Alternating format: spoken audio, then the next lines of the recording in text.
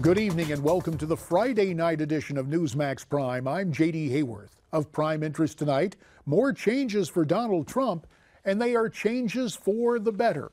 The way I see it, it's like a real-life Freaky Friday. You remember that movie? It's about a mom and her teenage daughter trading places. That's what's happened in our politics, with the Republican nominee now acting presidential and the Democrat incumbent acting like an entitled rich guy. The contrast could not be clearer. Donald Trump down in Louisiana visiting and encouraging the flood victims there, while President Obama stays on Martha's Vineyard playing golf and continuing his vacation. Maybe Mr. Obama is reveling in his lame duck status, but it's politically tone deaf for the president to be a golf-playing, vacationing lame duck when Americans are suffering. As for Hillary Clinton, still dealing with questions concerning her health, she is taking the weekend off. And that will only add to those questions, but she did manage to make a phone call to Louisiana's Democrat governor, who gave her cover, saying she really didn't need to visit right now. Maybe not. Maybe long distance is the next best thing to being there. But 90% of life is showing up, and that's what Trump did today. It must be freaking out the left, and that's why it's not only a Freaky Friday, it's the way I see it. Meantime, another departure from Team Trump. Earlier this week, Paul Manafort made room for a new campaign manager and new CEO. But this morning, Manafort left the campaign altogether. Bill Tucker tells us why. You know, JD, the end of the week brought another shakeup in the Trump campaign. The end of the week brought an end to Paul Manafort's time as Trump's campaign chairman. Trump announced Manafort's farewell in a simple statement. Quote, "This morning, Paul Manafort offered, and I accepted, his resignation from the campaign." The statement concludes with the standard praise for work done and the best wishes on down the road. Manafort's resignation seems an attempt at damage control from revelations that he accepted undisclosed money serving as an advisor to Putin's man in Ukraine, former President Viktor Yanukovych. The Ukrainian dictator, just the latest in a long list of dictator clients for Manafort, who's been serving the needs of corrupt totalitarian leaders for decades. His gallery of the infamous includes Angolan guerrilla leader Jonas Savimbi, Philippine President Ferdinand Marcos, Zaire's Mobutu Seko, who sports a chilling record on human rights abuse, Zayed Bear of Somalia, Kenya's Daniel Arap Moi, Middle Eastern's arms dealer Abdul Rahman al-Assir, and Yanukovych. Trump appears to be running his campaign under the unofficial motto, "If it's broke, fix it." Manafort was brought into the campaign in late March in a time of turmoil, rose in power, and then in the face of sliding polls and rising scandal, shown the door in August. Campaign strategists say there is nothing traditional about the Trump campaign or the way it's run. Perhaps that just reflects Trump's stated commitment to run government like it's a business. Back to you, JD.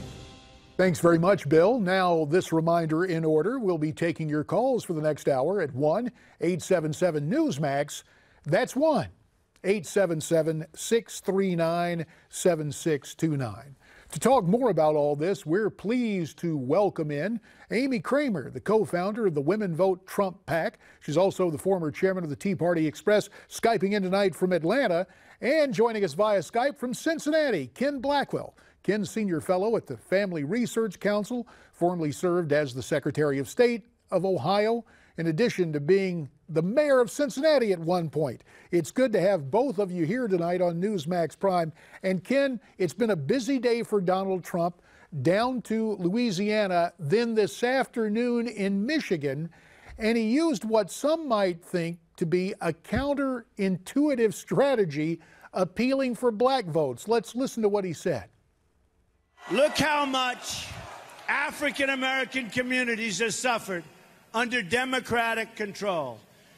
To those I say the following: what do you have to lose by trying something new like Trump?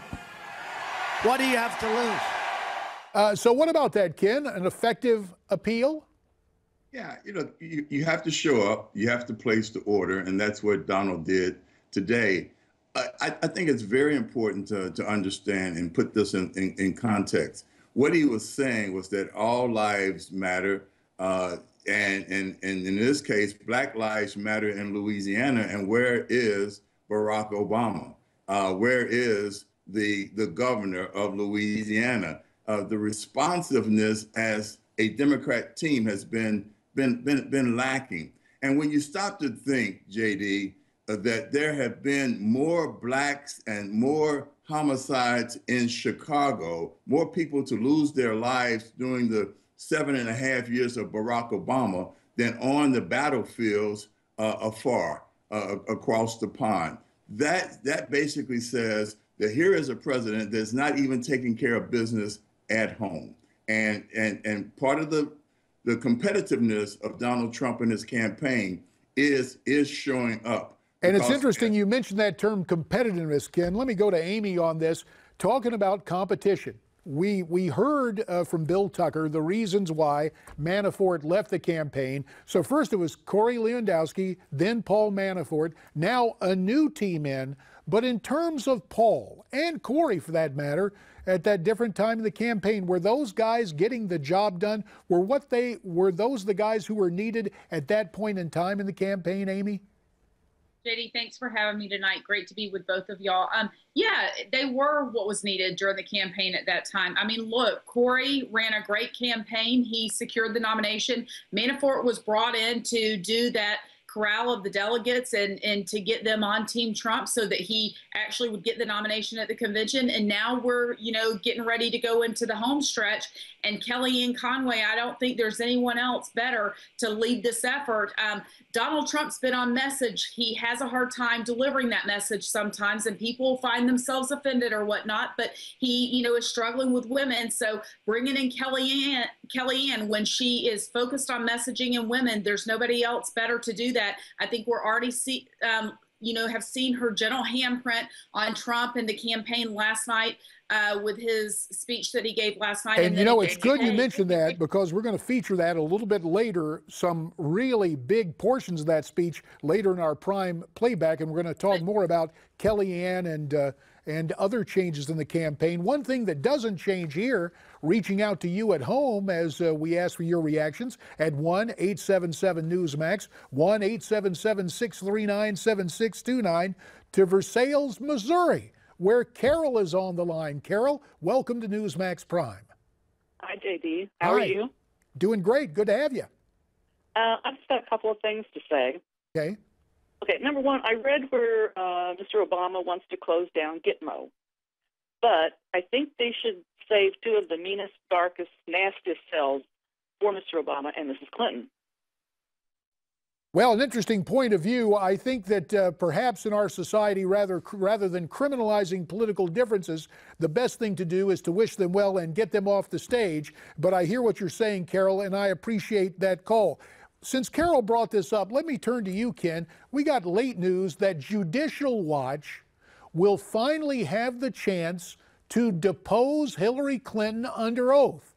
Now, it sounds good in terms of the headlines, but do you have a sneaking suspicion that a Democrat judge will schedule that deposition sometime after Election Day, November 8th?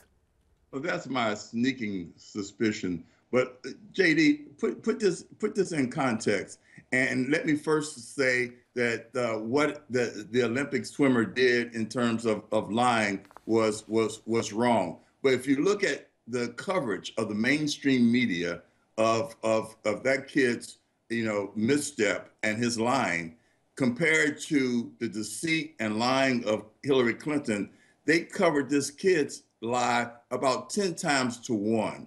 And so, when you talk about the establishment, there is a turn a blind eye.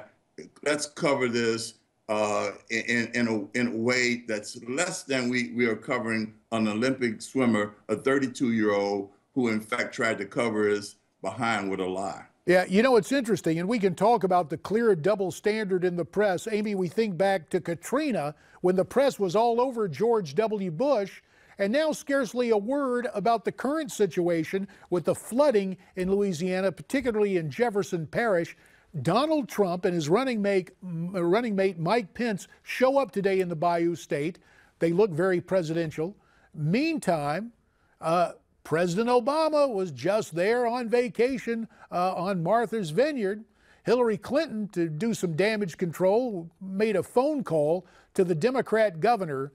Will Donald Trump's visit help make a difference, not so much in Louisiana, where he's already running ahead, but nationwide? You know, JD, I certainly hope so. I mean, part of being presidential is, or being a president is actually identifying, you know, when people are in need and when you need to show up. And he did show up today. Donald Trump did show up. Hillary Clinton literally phoned it in. I mean, where was she? On the massage table at getting her mani-pedi? Or, I mean, this woman campaigned out of the first 14 days of the month. She only campaigned 7 days. Being president is not a part-time job. And I was doing an interview earlier today on a network, and one of her surrogates said, yeah, but she's got surrogates, you know, top-notch surrogates in the battleground states and whatnot. Well, I'm sorry, but you don't have surrogates to be president when you're not there to do the job. This is serious business, and we haven't even heard from Hillary on this pretty much. And well, you know, we haven't heard from Hillary really today. She's on taking the weekend off. And Ken, as I mentioned earlier, with all the rumors swirling about her health, taking a rest right now is probably not the smartest thing, is it? About 20 seconds, Ken. But look, this is common behavior for the leisure class. And she and Bill Clinton, with their $100 million net worth now, are part of the leisure class. That's why she's going to lose the working class vote. There are going to be Democrats, independents, as well as Republican blue-collar workers and families coming out this November, and they're going to go with Trump because they want a radical change from the status quo, which she, in fact, is very comfortable with. When we come back, we're going to talk more about the changes to the Trump campaign. Amy and Ken, we want you to stay right in place, and we want you at home to give us a call at 1-877-Newsmax. That's 1-877-639-7629. Back with more right after this.